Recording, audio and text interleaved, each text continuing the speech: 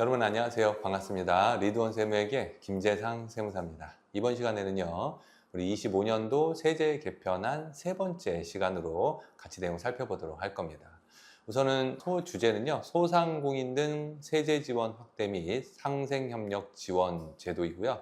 그리고 응능 부담 원칙에 따른 세부담 정상화를 위한 세제 개편 내용입니다. 근사한 내용인데 어떠한 주제들이 있는지 같이 한번 살펴보도록 할게요.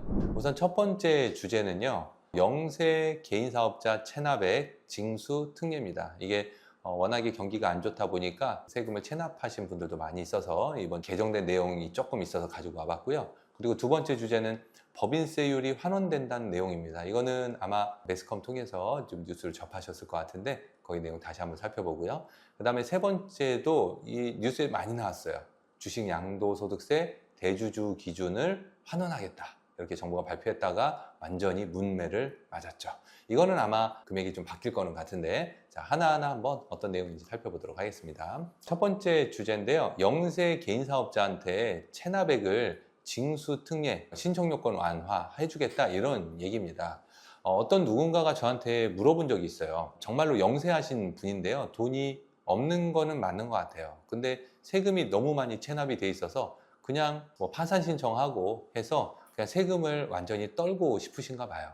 그래서 그냥 제로부터 다시 시작하시고 싶으신 건데, 이제 저한테 물어보시더라고요. 지금 안 낸 이러한 세금을 0원으로 만들 수 있느냐?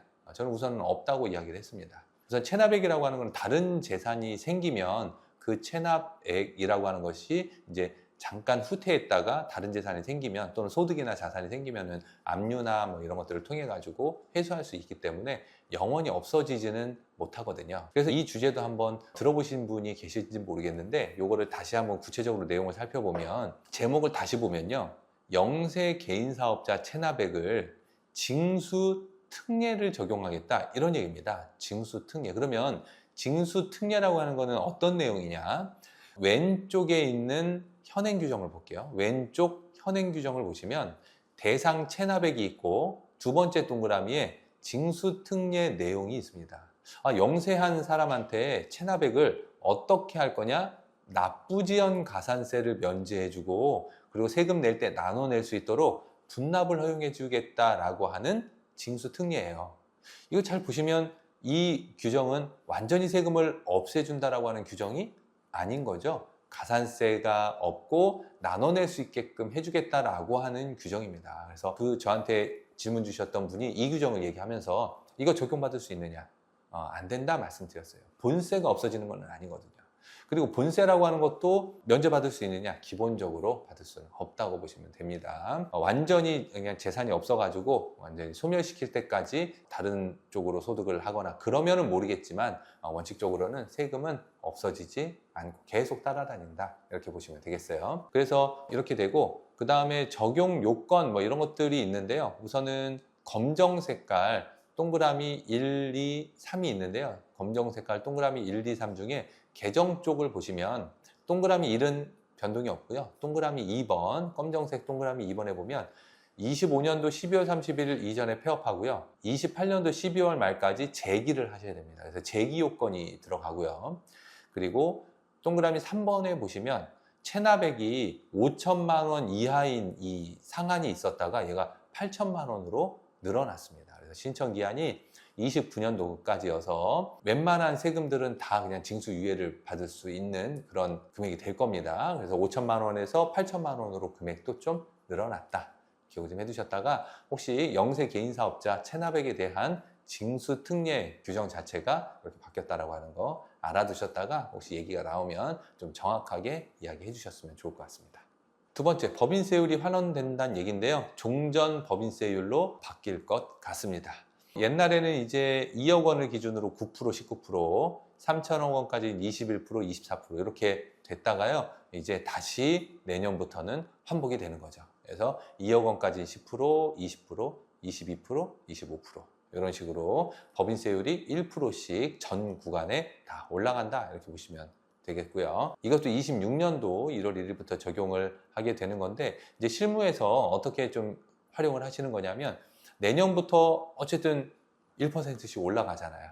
그래서 미리 당겨서 수익을 발생시킬 수 있는, 올해 안에 당겨서 수익을 발생시킬 수 있다고 한다면 다만 1%라도 100억을 매출한다고 하면 1%면 되게 큽니다. 그죠? 그래서 100억이 1%면 1억이나 되니까 세금적인 부분에서 1억이 차이가 나는 거잖아요. 그래서 26년도 초에, 26년도 뭐 1월이나 2월 초에 발생할 매출이 있었다고 하면 조금 당겨서 올해 안에 매출 발생시킬 수 있다고 한다면 조금 당겨서 발생할 수 있게끔 조금 조정도 가능하다, 이렇게 보시면 되겠죠. 그래서 세율 자체가 다시 원복이 된다. 그 다음에 말도 많고 탈도 많았던 주식 양도세 대주주 기준 환원이라고 하는 게 있습니다. 자, 우선 주식을 팔면 양도소득세를 낼 거냐, 요거 좀 먼저 정립을 하셔야 되는데요. 주식을 팔 때 양도세를 내는 사람들은 딱 두 사람입니다. 첫 번째는 비상장 주식을 팔 때, 두 번째 상장 주식 중에서도 대주주에 해당할 때, 이 사람들은 주식 양도세를 내는 거예요. 추가적으로 하나만 더 얘기하면 외국 주식을 팔 때, 이거는 뭐 상장이든 비상장이든 상관없이 무조건 세금 내거든요. 그래서 우리 뭐 미국 주식이나 중국 주식 많이 투자하죠. 이거는 상장이든 비상장이든 상관없이 무조건 과세되고요. 국내 주식은 비상장 주식만 과세, 상장 주식은 누구만 과세? 대주주 양도부만 과세. 이때의 대주주의 기준이 바뀌었습니다. 여기 보시면 원래 이제 판정이요, 종목별 일정 지분율 또는 일정 보유금액 이상이라고 해서 지분율은 1%, 2%, 4%인데 이게 코스피에서 1% 보유하기 되게 힘듭니다. 그래서 지분율로는 대부분 잘 안 걸리고요, 보유 금액으로는 걸리거든요. 그래서 50억 원이 넘어가면 이건 대주주다. 그래서 상장 주식을 사고 팔 때에도 차익에 해당하는 금액만큼 양도세를 내자, 이렇게 되고 있죠. 지분율보다도 금액을 좀 잘 보셔야 되는데, 이 금액이 50억이라고 하는 이 금액이 10억 원으로 바뀌었다, 이런 얘기입니다.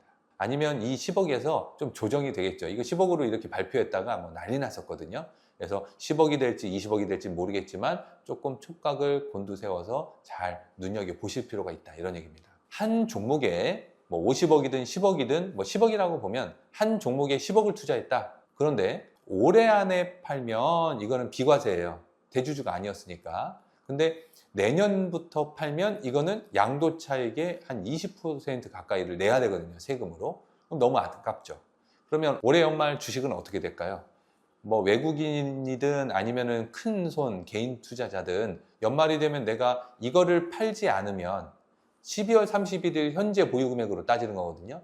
내가 팔지 않으면 대주주에 해당할 수 있는 가능성이 있는 거죠. 그러면 5분의 1이 날아가는 겁니다. 그렇기 때문에 아마 11, 12월쯤 되면은 대주주 그 기준 금액에 따라서 그 언더로 맞추기 위해서 주식이 많이 나오겠죠. 그러면 모르긴 몰라도 조심스럽게 주가가 조금은 연말에 내려가지는 않을까, 이런 생각이고요. 다시 1월 1일 되면 그 현금화했던, 팔았던 그 금액으로 다시 살 거 아니겠어요? 그러면 연초에는 조금 더 주가가 좀 올라가지 않을까, 조심스레 생각을 해봅니다. 이게 대주주라고 하는 이 기준 금액이 막 50억, 10억에서 수십억 원이에요, 종목당. 그렇기 때문에 몇 개 종목만 가지고 있어도 수십억이 되는 거거든요. 그렇기 때문에 아마 시장에 미치는 효과도, 영향도 조금 있지 않을까, 이런 생각을 해봅니다. 그래서 투자를 할 때, 상담이나 이런 거를 할 때 이 규정이 있다라고 하는 걸 꼭 좀 얘기를 해주시고, 주식 투자하는 데 관심이 있으신 분한테 알려주시면 좋을 것 같습니다. 이렇게 해가지고 우리 25년도 세제 개편안에 대해서 살펴봤어요. 세제 개편 정부안이기 때문에 최종 확정은 12월 말에 납니다. 국회를 통과해야만 나는 것인데, 제가 봤을 때는 웬만하면 다 통과되지 않을까, 이런 생각에 한번 강의를 준비해봤고, 여러분들 이제 영업을 하시거나 사업체를 운영하실 때 제가 설명해드린 규정이 많이 도움이 되셨으면 좋을 것 같습니다. 궁금하신 사항이 있으시면 우리 중소기업경영연구소 연락 주시면 같이 고민해 드리도록 하겠습니다. 수업 듣느라 고생 많았고요. 다음 시간에 뵐게요. 수고하셨습니다.